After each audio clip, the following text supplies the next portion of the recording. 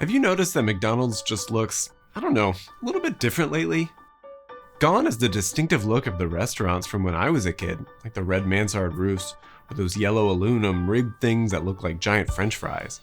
Today, McDonald's restaurants are mostly gray, featureless, rectangular block structures, maybe with some cement board panels, an awning, maybe a little corrugated metal at the top, and if you're lucky, there's a vertical element to hold the iconic Golden Arches logo. In fact, it's often difficult to distinguish between a McDonald's from, say, a Burger King or a Wendy's on the exact same suburban strip. Fast food architecture is converging. I guess this strikes me as odd given that my childhood memories of McDonald's buildings are that they're just so iconic. And I know that not all McDonald's looked like the one that I'm thinking of. The originals had those giant yellow arches and angled roofs. But either way, the architecture of the restaurant was a distinctive and essential part of the brand, and that just no longer seems to be the case. While this is going to be a story about McDonald's, I think it's indicative of a larger set of trends, a process that began as a race to distinguish a brand and customer experience through its building design has turned into something else entirely.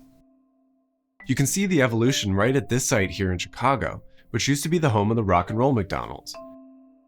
It used to be one of those standard red-roofed buildings. Then there was this throwback design, a supersized replica of the golden arched 1950s structure, to what's here now, a modern glass box that's sheltered with a metal shaving vise.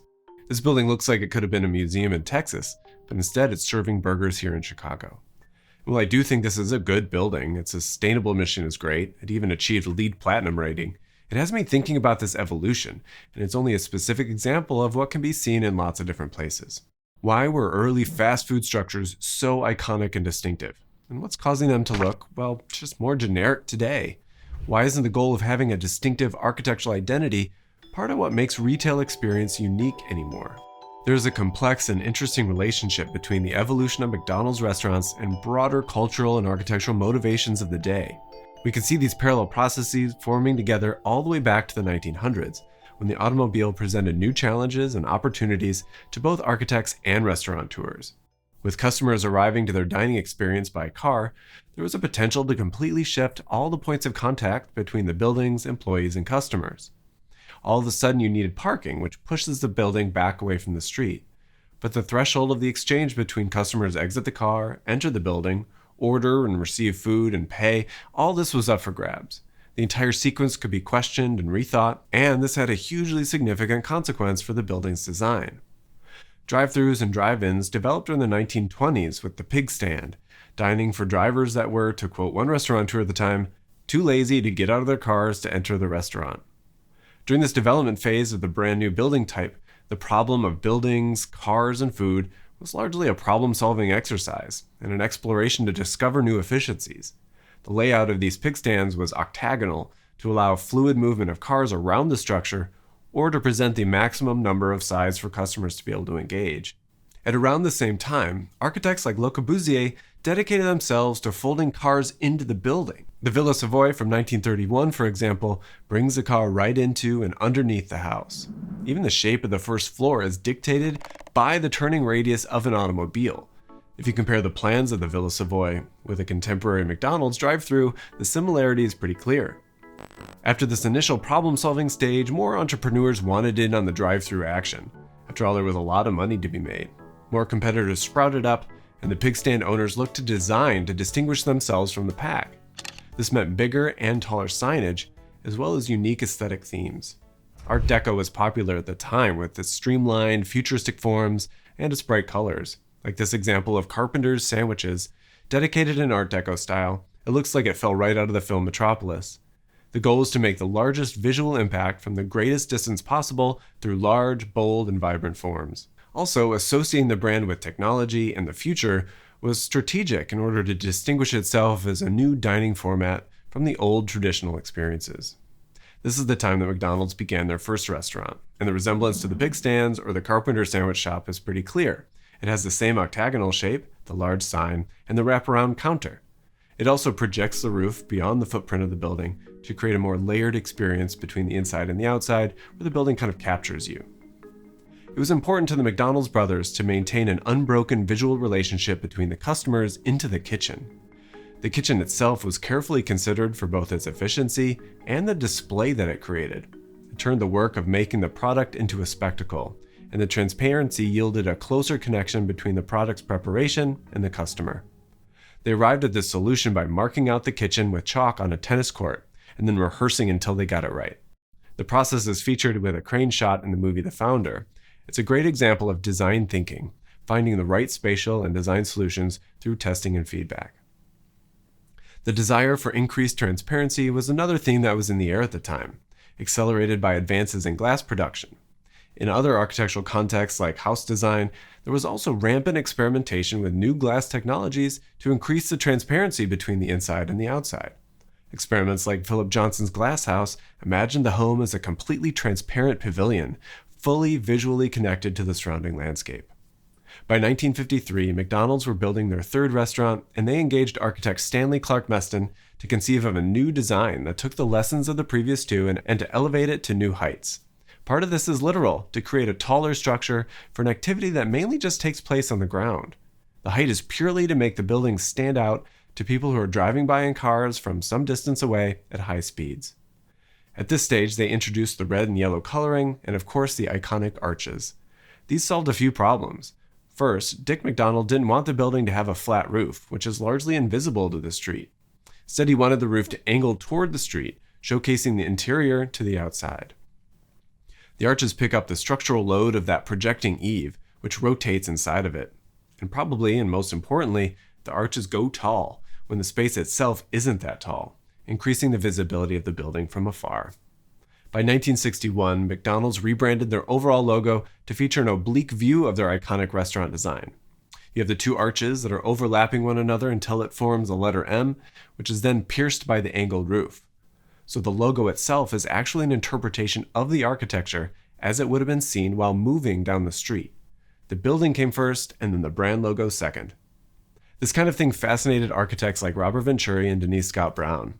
They observed that for these auto-centric buildings, the sign was just as important, if not more important than the building, for doing the work of engaging the customer. Of course, the sign can be a separate element, or the sign and the building might be the same thing, as is the case with McDonald's. This is the premise for Gucci architecture or other roadside attractions where the shape of the building is the product or the brand. By the 1960s, McDonald's rebranded yet again, and then substituted the roof line from the logo with the word written out as McDonald's. This is also when they introduced that mansard roof design. The first example was located nearby in Matson, Illinois. The roof shape recalls the original restaurant with a projecting eave, but it also provides a tall space above the ceiling of the interior in order to hide the mechanical elements on the roof without looking awkward.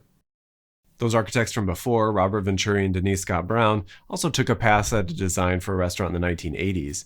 Theirs is a basic box with all kinds of giant iconic McDonald's elements, including a Happy Meal, a soft drink, and the Golden Arches M logo.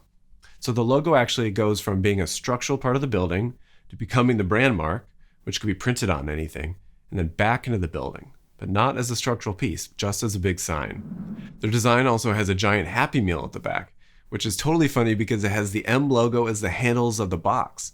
So that thing gained a new function for your fingers to grab the box. But that's not how they work because it's just too big. There are so many layers to how this works out. During this time, these playful buildings could also be justified as appealing to children. Mark Moeller, chef and restaurant consultant, confirms that the original thought with restaurants like McDonald's was to aim at a family audience, so you could get customers for life. That's what drove the playgrounds and the toys, all very kid-friendly stuff. Either way, during these times, there was a synergy between what was happening with the fast food industry and architecture at large. Questions of the automobile, transparency, and signage were big questions that lots of people were thinking about. But that was to change as all of these began to diverge.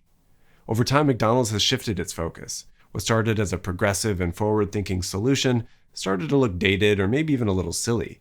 While it was able to continue under the guise of appealing to children, today the focus is more squarely on adults. They even have an adult Happy Meal on the menu. The design includes clean lines and colors that will appeal to you while you're eating. No more of those hard chairs that are designed to get people up and out for the sake of throughput. They try to make it comfortable so that older adults from 30 to 60 can go in and feel comfortable, enjoying the fast food that they grew up on in a more welcoming environment. In addition, these kinds of restaurants are also just cheaper and easier to build. And when you're building so many, every potential saving counts.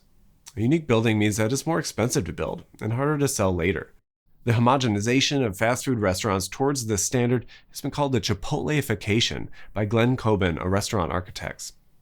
He contends that one thing that I've learned in the industry is that fast food restaurants are essentially just designed in a lab to produce the biggest returns possible.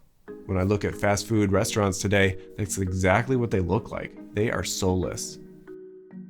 You wouldn't know it by looking at it, but this is actually McDonald's global headquarters. It's a 9-story steel and brick and glass building located in the area of Chicago called the West Loop. This area has a lot of large brick warehouse buildings from the days when it supplied food to the city and the region. Now it's an historic district to try and maintain the character of its history. The McDonald's building, designed by the firm Gensler, fits into the area with its material palette and gridded windows. This makes it look passingly similar to some of the older buildings of the area, as well as strikingly similar to newer ones built for things like Google or hotels.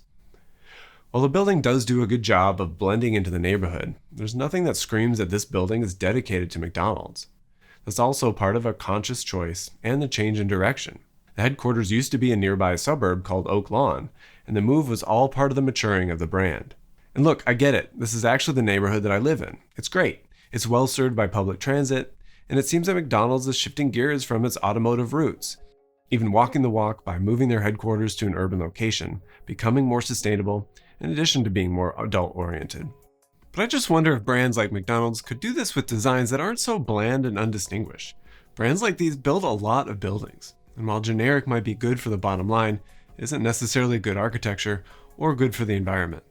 While the subdued palette can work on the interior, the montage of distorted signs on the exterior leads to a muddied message.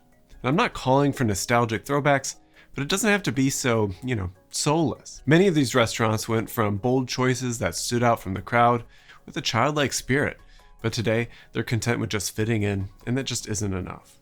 This video was made possible by the support of Morning Brew. And if I'm honest, the start of all of my days are made possible with the support of Morning Brew, which is a daily newsletter delivered to you on Monday through Sunday. It gets you up to speed on business, finance, and tech in just about 5 minutes every morning with witty and relevant information that you need to start your day. Before Morning Brew, I had compiled a series of different websites and news outlets that I would check on every morning. But now, instead of aimlessly scrolling through social media and bouncing between different sites, everything that I need is in one place, delivered in a ready and easy to absorb format. It's where I stay up to date on the latest climate science, for instance. A recent newsletter focused on the problems of recycling plastic and the lack of effectiveness in most recycling campaigns.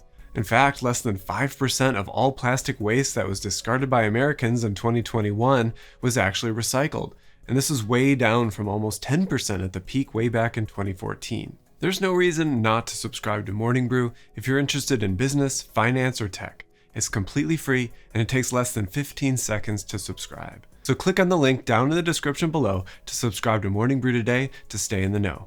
If you enjoyed this video, please consider hitting that like button and subscribe to the channel if you haven't already. We'll be rewarded with bi-weekly videos on Thursdays. In the meantime, check out some of these other videos. See you over there.